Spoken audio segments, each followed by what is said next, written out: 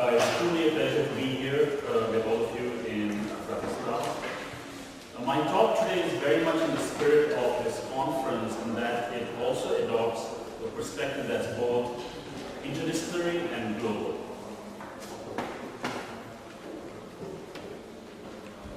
So, cities are our greatest creations. One of the things that brings us together today is that we are all designers and builders of cities. Our love and concern for cities has resulted in amazing inventiveness. Housing is the essence of cities. Like housing, cities provide shelter.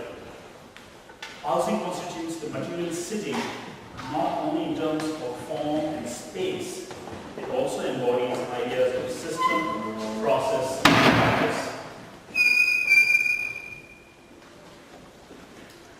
By far the largest challenge facing housing in cities is the lack of affordable housing. Virtually every major city in the world has a serious shortage of affordable housing. Of course, this affects primarily the poor and the very poor, but even those who have modest jobs and those who are just starting their careers, such as the students that we all teach, face enormous challenges with finding decent housing in accessible locations. The traditional design approaches to low-cost, prefabricated, micro units or modular housing have barely made a dent in this challenge.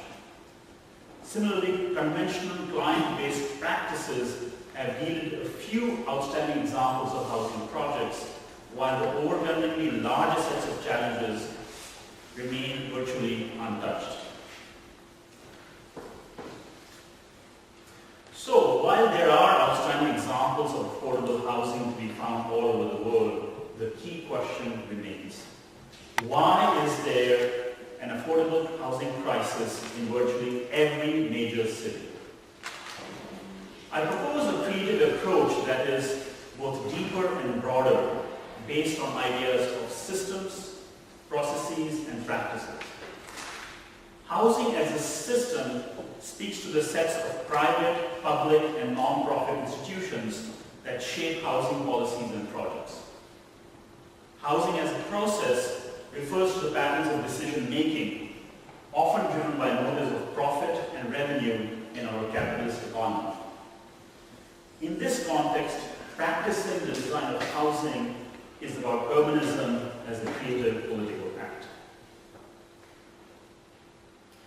This is a topic I'm very passionate about and I've worked on for over 20 years as a practitioner, as a researcher, and as a teacher. What the evidence points to is a need for fundamental shifts in how we think about and carry out practice. Based on this experience of practice, research, and teaching, I propose 3 shifts: beyond intentions, consequences of design; beyond practice, urbanism as creative political act; and beyond objects, city as flux.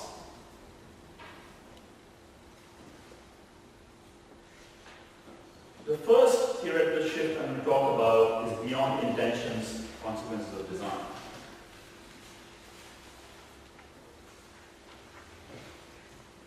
I'm going to let you read that quote and I'll talk about it in a few seconds.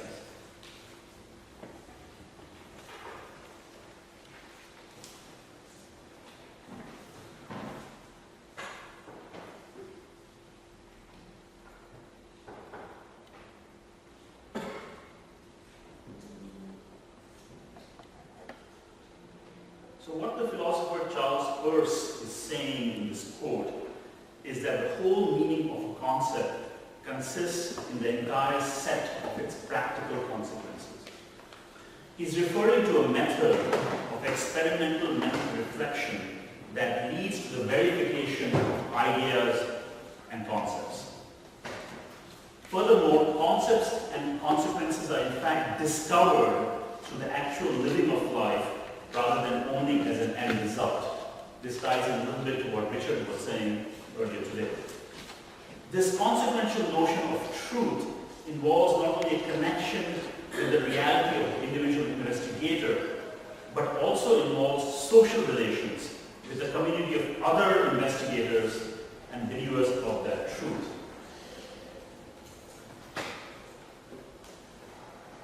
So I'm going to apply this to a case study, this notion of consequences of design.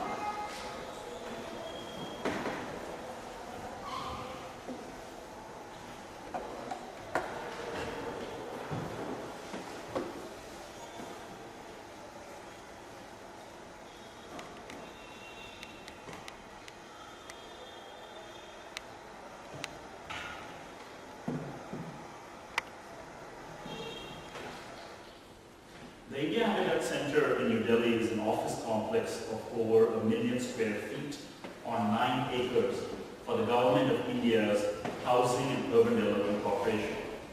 This complex contains a plethora of housing and infrastructure-related institutions from the public, non-profit and private sectors, including foundations and activist organizations. I was actually a member of the team that designed this project, and I worked on the overall scheme, facilitating the design of one part of the complex, which is sort of in the background, and even getting down to construction details and on-site supervision. So I have a unique insight into the project.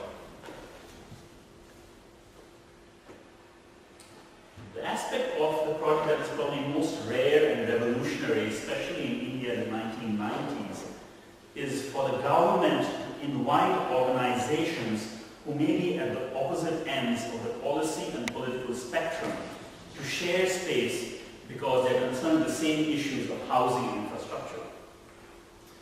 This is a very unconventional government office in that all these different organizations from different sectors share meeting spaces, share parking, share events, and even share eating areas. The courtyards that you see on the lower left are shared landscape areas with microclimates that one has to cross to go from building to building and to encourage social interaction. On the right side, you see that what is essentially a government office building is in fact become a hub of social and cultural activity. As you saw at the beginning of the video and some of these images, this complex has art galleries, school children in the upper right-hand side making drawings and paintings, auditoriums for public lectures, conferences, and cultural events such as music and dance performance. So it has become from a government office building to an ecological campus and vibrant urban center.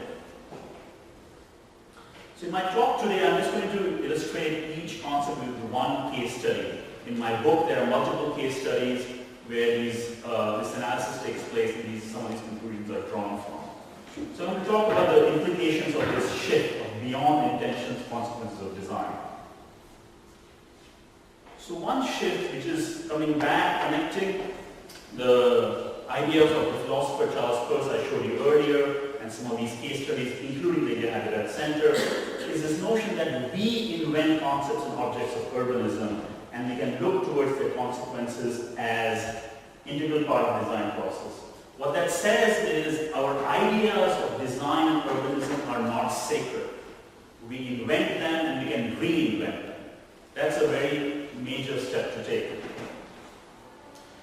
Another implication of this analysis and the shift is to be open to outcomes, so to systematically reintegrate unexpected impacts of design strategies into practice. In fact, over lunch I was talking about how this idea of community participation has come back, which is wonderful, but I don't see anybody talking about how community participation happened in the 1960s and 70s, went away and came back. Are we making the same mistakes? I really don't see much critical analysis going on. Is the kind of community participation we are doing different from the 60s and 70s, and if so, in what way? So we can learn from consequences, including unexpected outcomes. Another insight is this notion of our objects of design, whether it's housing or the city, are not just objects, but they are ongoing works which are constantly changing with their own consequences. So paying attention to notions of housing and urbanism as verb and not just as nouns.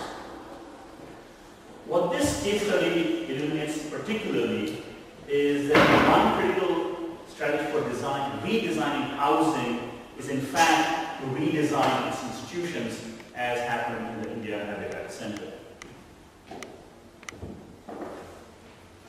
The second fundamental shift I'm proposing is beyond practice, urbanism as creative political act.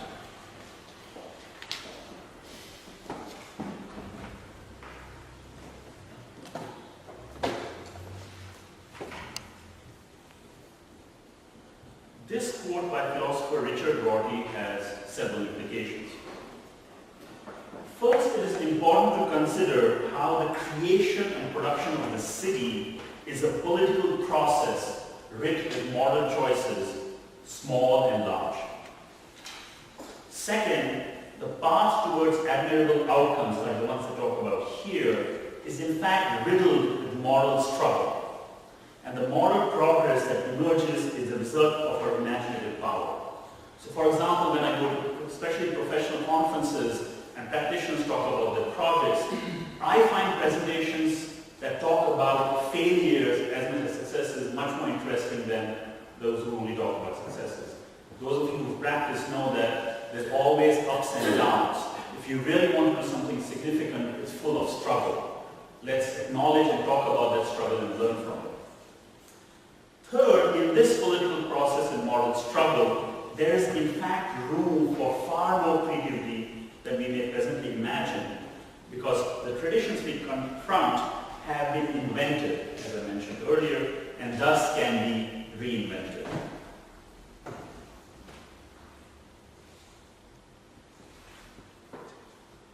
This is a picture of shit.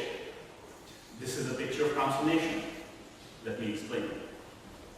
The Aurangabad project in Karachi is a remarkable low-cost and community-based sanitation project in an informal settlement, which has now benefited over 1 million people.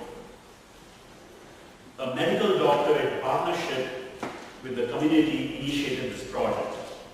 The diagram that you see here is a hand-drawn map of the sewage system, built lane by lane, alley by alley, in this informal settlement over a period of 35 years.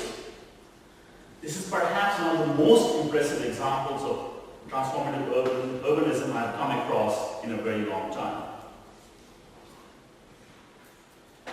So, transformation must be contextualized in order to be understood. This area in Karachi, you see an image on the upper left-hand side, has a long history of extreme poverty, sickness, violence, and gender discrimination. It is indeed one of the toughest places to work in. On the lower left, you see how they mobilize the community, pipe by pipe, lane by lane, in building this sewage system. This community mobilization around sanitation and housing was also then leveraged for housing, finance, and other kinds of housing support. On the lower right side, you see how this program then began to connect to other things like entrepreneurship and women's empowerment through microfinance for small businesses like this woman making incense sticks. So what started as a technical design project of a sanitation system in fact became a revolutionary practice in extremely challenging conditions. So what case studies like Aurangabad pilot project say about beyond practice urbanism as critical act is a number of things. First of all, engaging with the everyday politics of the city, not just formal political institutions and dynamics. The city is a political entity, and the better we understand, the better we engage with it, the more effective we will be. The second implication is again practice by asking fundamental questions. Who has the power to actually shape cities, and how is that power wielded? So what are the power hierarchies of housing and urbanism? And this will differ from context to context, project to project. But it's a very important question to ask to understand how that project is either going to move forward or get stopped or get modified. The third implication is to revolutionize in urbanism as a creative political act by practicing temporary anarchy. So what that means is sometimes we are taught theories of design, theories of housing, theories of urbanism, and we are sort of sometimes caught in those theories. But if we suspend those theories and see how things actually happen, if you're open and sensitive, you'll also find areas of opportunity that you didn't see. What this particular case study suggests is that one can truly mobilize housing communities around urgent challenges. So like the building of the sanitation system, even though they have housing needs, they started with the sanitation system that everybody cared about so much. And then, it's of course connected to housing, they began to look at things like rebuilding housing, housing finance, and so forth. But the starting point for housing was not actually the object house itself. And the other point I want to make from this case study and others which are in my book, that we can learn from the radical inventiveness and resourcefulness of the global south. By that, I don't mean right now there is a trend of either sort of romanticizing and fetishizing the informal settlements, or very often they are dismissed as full of crime and poverty and sort of beyond hope. But if you look at what amazing things they do with almost no resources, I think we can learn a lot about the creative process.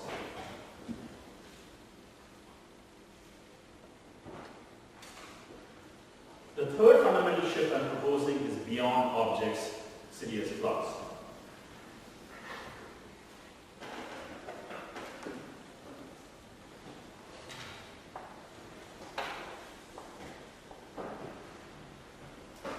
So in this quote, the philosopher William James makes several claims. One, he asserts the metaphysics of process, in which the philosophy of being is not about things, but things in the making. Second, he holds that reality is creative, growing, and living. And third, he claims that we can achieve an evolving understanding of reality as opposed to the archaic nature of standard conceptual analysis. So this is a very fluid way of understanding the real world, where the reality of things like housing in the city are constantly changing, and our understanding is constantly changing. It's a very different way of understanding and practicing than the kind of archaic, fixed way that we are often used to. So these case studies that are shown, there's some which I worked on, some are done by others. So the case study I'm going to use to illuminate this one is an MIT Experimental Design Studio. The idea of this is developing notions of housing and urbanism as a verb and not just as a noun, as an unfolding process of becoming. So I have a confession to make. I'm actually a comedian. Okay, I don't even believe me. I'm actually very serious about my comedy. So I have actually performed comedy improvisation in Hollywood and in New York. And I've given public performances. It's fantastic. You should try it. It's wonderful making a fool of yourself in public. But what's relevant here is by far the most powerful form of creative collaboration I've ever seen. And so I want you to try what if comedy improvisation became a design methodology. So I tested this through this studio I taught at MIT. The way the studio worked was I taught students comedy improvisation exercises interspersed with design exercises. The entire studio had to work as one team. And the site was south of downtown Boston. And basically it was a site where they had to come up with a program. So not only using comedy as a design methodology, but also challenging conventional notions of the client and designer. What if the designer was able to propose more things? How would you do that? So they did a series of exercises. They looked at what was going on. On the upper left-hand side, you see kind of the visualization of the discussions and debates they had in the studio amongst themselves. And believe me, they were very heated, but they were very horizontal. I did not take part in the discussions. I wanted them to come up with ideas as a team so that there's no hierarchy. On the lower left is, instead of a land use map, they came up with this idea of activities, of what people actually do and where those activities might occur. And this notion of city as flux, you see in the lower left-hand side these sort of yellow arrows. One of the ideas was on the edge of the site is a highway. They would propose that over time that highway noise would be reduced, pollution would be reduced through the use of electric cars, more efficient transportation, etc. So people would be able to live closer and closer to the highway as the transportation became less noisy and less polluting. So this is kind of a diagram over time. There's a lot of other things going on, which I won't get into, but I think you get the idea there. In the middle is a series of diagrams of how this area would change over time and where they would start. At the bottom you see number 1, enhanced street network. So there was a whole series of investigation exercises where they came up with this. And on the right-hand side are what-if scenarios. So when you do some of these proposals and plans over 20 years, there's no way you can predict exactly what's going to happen 10, 15, 20 years from now. So they developed multiple scenarios and they came up with different proposals based on scenario, based on the economic and political landscape.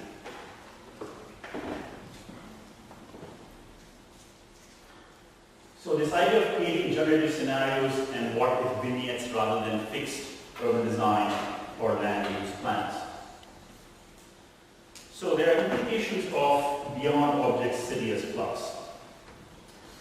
I think one of the things we would empower us a lot is to understand how processes of urban change actually work, not how we think they work.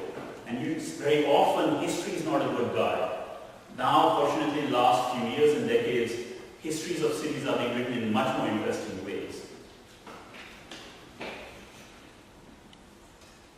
The second thing I think which would help us in making the shift in theory and practice is understanding the relationship between ideas and actions. Very often in architecture and urban design, the traditional way of working is actually to propose ideas. We don't propose projects. Drawings actually represent ideas which in the implementation process itself get modified all the time. Those who practice know that. What's on your drawing, in the concept of drawings, is almost never what's built. So how does that translation of proposals into implementation actually take place? And understanding would help us a lot. The third point about this shift is to know that this equilibrium is normal. So there is no harmony in the city. There is no equilibrium in the city. The city is constantly changing. We like to think the city is stable, it's an equilibrium, but it's not. So in fact, this equilibrium is not really normal, but we can leverage it. If we know change is going to happen, how do we manage it and how do we push it in certain directions? And then this particular case study is an example of how effective housing design methodologies can emerge out of surprising sources, like concrete improvisation. There are other sources. Political activism is another one. Social movements is another one. So for example, if we are going to have the kind of large-scale and deep change we really want, we have to continue doing what we have started, is having larger movements around these issues. And second, in terms of one of the things I love about teaching is very often these kinds of radical shifts require generational change. Once people are set in their ways, whether they're professors or practitioners, it's sort of hard to get them to shift their thinking. And very often I find that some of the best ideas are actually from students. I find we often underestimate our students. Students are often more intelligent, more talented than we think, provided we give them the opportunity to express their intelligence and talent.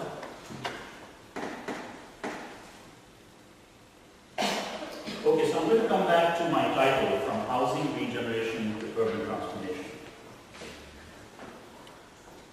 summarize, the kinds of theories of practice I'm talking about beyond the intentions, consequences of design, beyond practice, urbanism is critical, political action, beyond object city as flux, suggest different ways of looking at and practicing, whether it's design or urbanism. So housing seen as the catalyst for urban transformation, what would that look like? And this is again, all these ideas are not necessarily new, but I think they need to be looked at anew, maybe practiced in new ways. In the second shift, creating common ground for strategic alliances around critical housing challenges. So one thing I face quite a bit even when I was practicing, or when I teach, or when I work with activist organizations, very often real estate developers are painted as evil. You know, they're sort of capitalists, they're greedy. And my answer is, well, that's in their nature. They are business people. They may do it for profit. Somehow to assume that real estate developers overnight will become altruistic is incredibly naive. And I was surprised even in my practice I find architects who, sort of imagine that. How would you work with somebody like that who you might be opposed to in principle? How would you find common ground, whether it's government, whether it's private developers, whether it's activist groups that have very different ideas? I think that's a wonderful creative challenge that we can apply our creativity to. And in the last one, this notion of new ways of engaging with the constantly changing nature of housing and urbanism. Even in the way we represent our drawings, our models, how would you do that? I think there's great opportunities there. So to conclude, this is a body of work that I've been doing for a long time. As Leandro mentioned, my first book was about understanding spatial production of cities by analyzing how institutions actually design housing. The second book that this lecture is drawn from is about designing effective design practices. And this book is about urban design, but it has a very unusual cover. When I was discussing with the publisher, they said, why don't you just have an image of a city, an open space, a skyline? I said, no, for me, this is the future of urban design. Where it's a combination, you see in the background on the front cover, which is kind of overlaps into the back cover, is that hand-drawn diagram of sanitation. The idea that urban design is not just buildings and open spaces, it's infrastructure also, which is very critical, which is of course intertwined with housing. But it's different kinds of infrastructure. It's not just standard highway, etc. So this is the low-cost, community-based built infrastructure, which I said is now benefiting over 1 million people. The second layer behind it is you see the woman who received a grant from this program and started her own incense stick business, which is, again, in that context is pretty amazing in this extremely poor environment where there's a lot of gender discrimination. So it's all about transformation, is about how it affects people's lives. I'm going to talk about this a little bit, but I think we have to be a little cautious about the word transformation. We all use it. I don't think it's only physical change. Transformation must be structural and must impact people's lives. Change is not the same thing as transformation. Change is normal.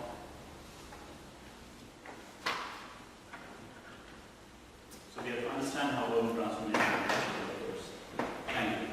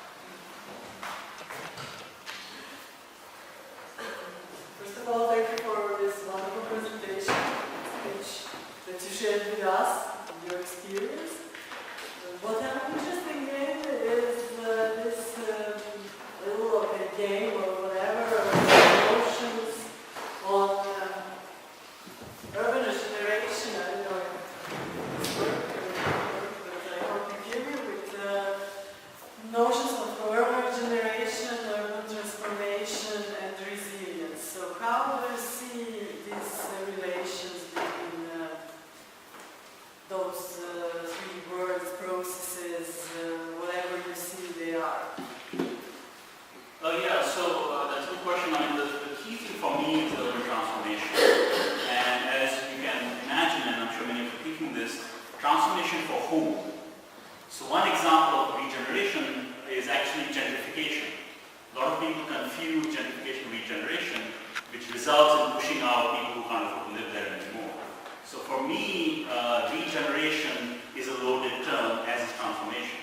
transformation for whom? Who benefits? I think we have to think about that, because transformation can also be negative. So for example, the famous case that everybody loves to quote about Paris and Baron Haussmann, that everybody loves, these grand boulevards and monuments, it came at a heavy price. A lot of people's neighborhoods were destroyed, people were moved out forcibly. So I think we do have to think about, again, transformation for who benefits. And I think we have to think about processes, because it is not a level playing field, and it's not about ideology, this is fact. If you assume that everybody has equal access to resources and to the city, it's not true. So I think we have to be extra sensitive to those who have less access to resources and less access to power. And I can tell you in my practice, I'm much more interested in working with those groups, because my sense is other groups have access to architects, lawyers, builders, etc. So I would say that the key phrase is who benefits and how. Okay, in the political sense. In political sense, are gaining their interests and needs among the community? In a factual sense. In a factual sense, okay. Yeah, you can say political but factual sense, because when I use the word political, architects get scared. Yeah, I know. That's why I'm saying politics is small p. The best definition I've heard of politics is when you have two people in a room, you have politics. So that's the kind of politics. I have a feeling from the two interventions that in a way you are calling again for the architect to be integrated, to abandon this state of imagination, design in a traditional way, as the one who has the capacity and skills to imagine the solution and go there and have it built. In both interventions I saw that this role of architects in a way is neglected, that is going back to an architect who is able to, in the terms of Heidegger, to dwell before building. And I guess that you're familiar with this argument that we need first to dwell in order to build, and it's not the other way around. I had a feeling that, in a way, this statement from Heidegger is behind your intervention. So when you're asking the architects to be able to dwell with the people, to dwell in the world, in order to build with them, not the other way around, not to build for letting people to dwell.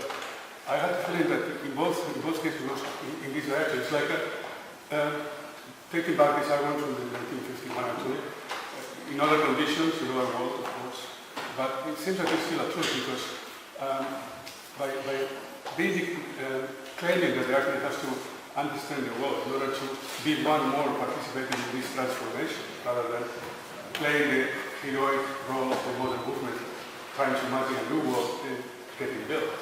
It's something that is not in your position. It's clearly that it's an element. So my question is maybe for both is this what you are claiming, that first we have to dwell in this world, we have to understand this world globally, always changing, understanding our new world in order to be an architect of today's world. Is that what you understand? Yeah, it's a good question. Answer is no. I mean, my reply would be architecture can be practiced in many different ways. So that might be one way. But I'm not very comfortable with this dichotomy of the architect on high, sort of with their own imagination, the expert coming and working, or working with people. I think there are many cases in between. So one of the case studies I showed you in that center was actually done by a professional firm. So the key move the architect made was he became the client. He's the one who says to the government, why don't you have, instead of just becoming a typical office building, why don't you invite all these organizations to join? So in other words, he didn't take the program and budget as a given. But that was a conventionally trained and practicing architect. And there are some other case studies where in my practice in California, one of the things that we did the most, we found one of the ways to really radically transform cities is to design regulations, which is the most boring bureaucratic thing that architects hate.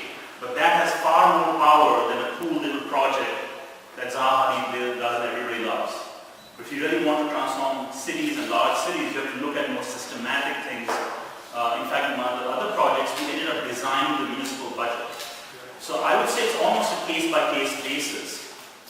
That's one point. The other point, and I'm not sure if I'm answering your question, but the other point I want to make about what you said is, I think we have to understand how architecture is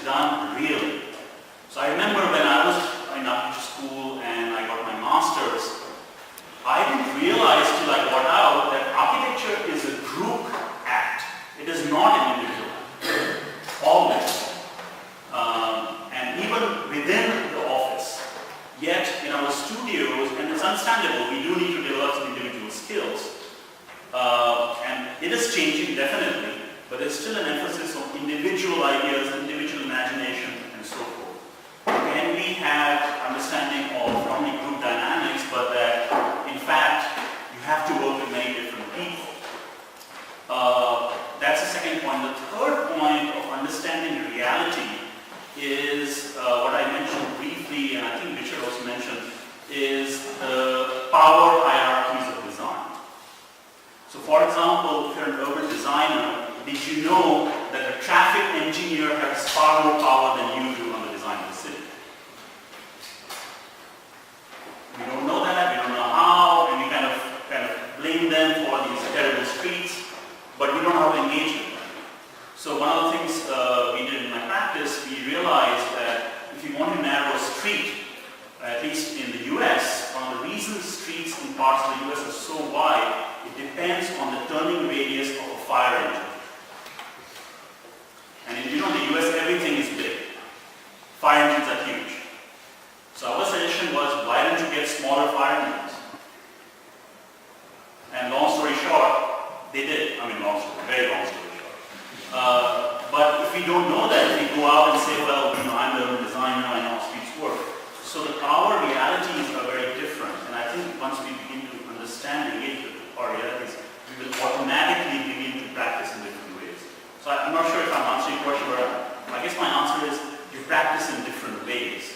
And so it's not always in the community, and that's a question I have, that I'm not sure community participation is the only way to get to a better project. So for example, in my practice, I work with communities that are sexist, that are racist, that are homophobic. They don't have the same values, but you have to work with them. But it doesn't mean their values are better.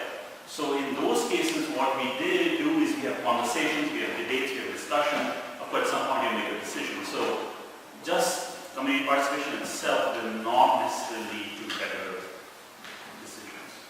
So it's more like an ongoing conversation, or even arguments. I mean, the metaphor I teach my students is like you have a good friend, and you're deciding where to go eat for dinner, and your friend wants to go to this restaurant, you want to go to that restaurant, and you argue, but you come to a decision. It's not a perfect decision, but it's learning to have differences of opinion and work with that. It's sort of We're lucky in the UK because our fire engines are only 3.7 metres wide. And the same is true, though, for the way they're defined. I mean, your second point about preparation for practice is one of the reasons why I think it's absolutely essential when you're learning to be an architect that you work with other disciplines then, because you'll never do it. And one of the things that's always concerned me is that architecture students, on the whole, aren't prepared for the challenges of practice. And so if you go and work for a really good firm, you learn really good things. If you go and work for a really bad firm, you learn really bad things and probably never recover from it unless you're a very strong individual. In housing, I'm not sure necessarily whether you always have to work with the community, but I think you have to understand why and how you can work with communities and what sorts of things that you're going to learn from that. For many years I worked with Nabil Hamdi, and his parallel course to mine was the Development Practices course. And what I found then, we occasionally got the two sets of students together, and the urban design students who were drawn from architecture, planning, landscape, and sometimes finance backgrounds and engineering, were very good at locating within the city notions that came through oral testimony and working with communities that NAB's team were very good at. But they weren't very good at spatial analysis. They were very good at the economics of small change and that sort of thing, which was terrific. So I think the thing that disturbs me is the notion that architects are form givers. And most of the vocabulary, the term master planning is top down from the heavens, whereas urban design framework sounds a lot friendlier. And so I'm really concerned that architects have to demonstrate their expertise, but they can't decide, particularly with housing, the solutions that they want. And I think it hinges around this user, client, patron, because as long as you think of the people who are going to to inhabit the place as part of the client group, then you can't avoid taking them into account. One last thing I'd say is that it was nice to see some Lucian Kroll work shown this morning, but he did a wonderful housing scheme once where there was no client, and so he corralled the local community that were there that weren't going to use the housing and used them as surrogate clients because they lived in houses and because they had a wide variety of viewpoints. And so I think that demonstrates something about how we have to operate. Yeah, I think the good news is in artificial education things are changing. So there are more and more artificial studios that do work on live projects. There are more and more artificial studios who do work with communities so students get a good understanding. The other thing that we have tried is we have done experimental studios where the end result is not predetermined. We also have tried this, as you know, that is also the challenge of academic year, which is divided into semesters. So one of the things we have tried with some success is to do year-long studios. So, and I think a lot of people are trying these things, so things are changing. Hello. Back to this notion of the biggest challenge in lack of affordable housing. Can you hear me? Yes. Good. And in Dublin, where I live, we have a huge housing crisis now, coming out of the recession following the crash, which was related to a housing crisis. We now have a new housing crisis and a huge homelessness issue. Yet we have a lot of empty houses. And many in Dublin, I read recently that as many as 200,000 empty dwellings in Dublin, which could easily solve the housing crisis. So my question is, how do architects respond to that? Because in a way it's not an architectural problem, it's a political problem. And in a way we don't have a housing crisis, we have a political crisis. So I just wonder how you think architects ought to respond. Yeah, it's a good question, but it's a challenge. The same thing's happening in New York, where there are thousands of empty housing units, and there's thousands of people are homeless who could be in those, but they can't. And part of the reason is the way the market economy works. So at least in New York and some of the cities, the empty houses are actually either because of foreclosure, because of the crisis, or more and more now, even after the crisis, a lot of investors have bought those units cheaply, and they're waiting for the market to go up, and then they'll sell them. So they sit on them. So I think maybe a basic understanding of the market is a little tricky, because when you get into these discussions, and I've been in many discussions where they say, oh, architects should be taught real estate finance, they should be taught politics. But then it becomes like an 8-year master's degree. So the challenge is, how do you help architects understand this without having to do 8 years ago? So some things, as you know, need to be taught, are taught on the job. I think Richard mentioned if you work in certain firms. But how do you, and the key question I keep coming back to, including the housing question, is the question of power, whether it's economic power or political power. And that relates to why are things the way they are. The worst thing you can say is just the way it is. No, everything has a history. Like capitalism has a history. The housing market has a history. So I think, for example, how history is taught needs to be taught differently. I mean, thank God we've started moving away from, and I hope I'm not insulting anybody, from the way history has been traditionally taught, which is usually great men doing great things. Right? This man did this, and it's usually men, because women don't do great things, I'm being sarcastic.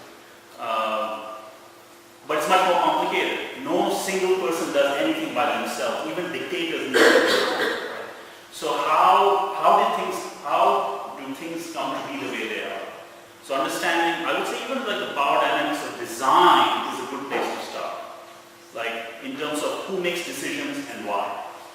Whether it's about housing. How do your clients think? Just a basic, and I think by asking powerful questions, so one of the things when we practice, I would ask that to my team, who has the power in this project? And in one project, what we found that there was constant obstacle with the urban design project we were doing.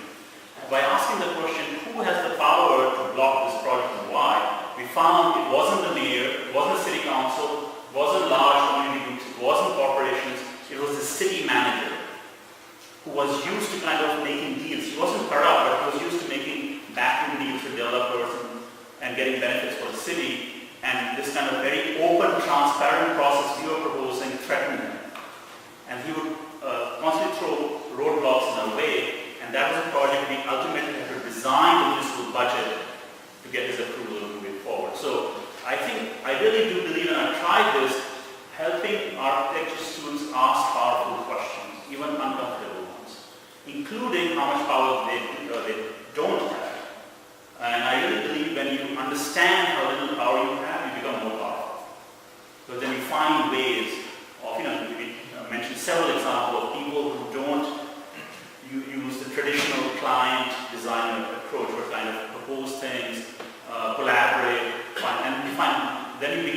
other case studies, examples like that. Thank you. Thank you for a very interesting talk. I'm curious about the relationship between the professional architect and the more general things you talk about, because what I find interesting is the shift from being or becoming. And we talk about being an architect or a designer. And I'm curious if you could say something from, is it on? If your hand is on the switch, hold it at the bottom. Do you hear me? Yeah. If you could say something about the relationship between the core profession and the more general knowledge has to do with, because we talk about concepts as temporary, language becomes a temporary housing in the sense of becoming. And when I listen to you, I'm not an architect, but I can see that you're talking to me, and that is more the general knowledge we need to have to understand each other. Whatever profession we have, you speak as an architect. Would you say something about the relation between the more professional and this general? You get my... Yes, I think so. I think some of the biggest strengths of architects, and this is just being an architect, trained as an architect, I think the number one skill that architects have is creativity. And we are taught to apply our creativity to form and space primarily. And what I'm suggesting is we can do better. We are smarter and more talented than we think. We can apply that same type of creative thinking to process, to systems, etc. So for example, when we designed this municipal budget, I don't even design my own budget. But as you know, it was because we had a really great team. I learned a lot about municipal finance, but our budget was much more creative than the bureaucrat's budget. If you design political processes, then this is of course always in team. It's not just the naive, outsider. So the number one thing is creativity. The second thing I would say is architecture is inherently interdisciplinary. I think you all know that. And so why don't we build on that interdisciplinary thinking and look at how, for example, I was saying like power hierarchies work, how things actually work versus how we think. So for example, I think the history of architecture shouldn't be just about Le Corbusier and Zaha Hadid and all these people, but other kinds of architecture and how they're built. I remember when I did my master's in Paris, I realized what we were studying in the history represented maybe 1% of cities in the world. And I want to know how is the rest 99% done? And I don't mean just the romantic communities building themselves, but these developers who build thousands of housing units and it's an in-house engineer who does it. So if you have an interdisciplinary understanding of how the world works, and that's very unique to architecture. The third thing that is very unique to architectural training is this focus on form and space, which almost no one else has. And we have to put form and space in its place. There is still a lot of thinking amongst at least some architects, again good news is changing, is this kind of environmental determinism, which is like if you build it, they will come. All your design is a beautiful space and people will come and enjoy each other. It doesn't really work that way. So form and space works in very different ways in complex space. The good news is there's excellent research coming out of anthropology, sociology, geography about notions of form and space, which we would benefit from a lot, which are different from the kind of deterministic notion that sometimes we have of that. So that's like actually in the training I would say the thing. In terms of becoming, it is a lifelong process, and I think the number one thing in especially graduate, I guess in Europe it's called postgraduate education, is learning to learn. That's for me. So if undergraduate is more about basic skills and some things we've talked about, the graduate should be not critical thinking and learning to learn, which is where asking powerful questions comes in. So it's not just that you learn on the job, but how do you do it? I mean, like I'm sure you know people who work for 20, 30 years, but they keep doing the same thing, who haven't learned about real estate finance, even though they deal with it, who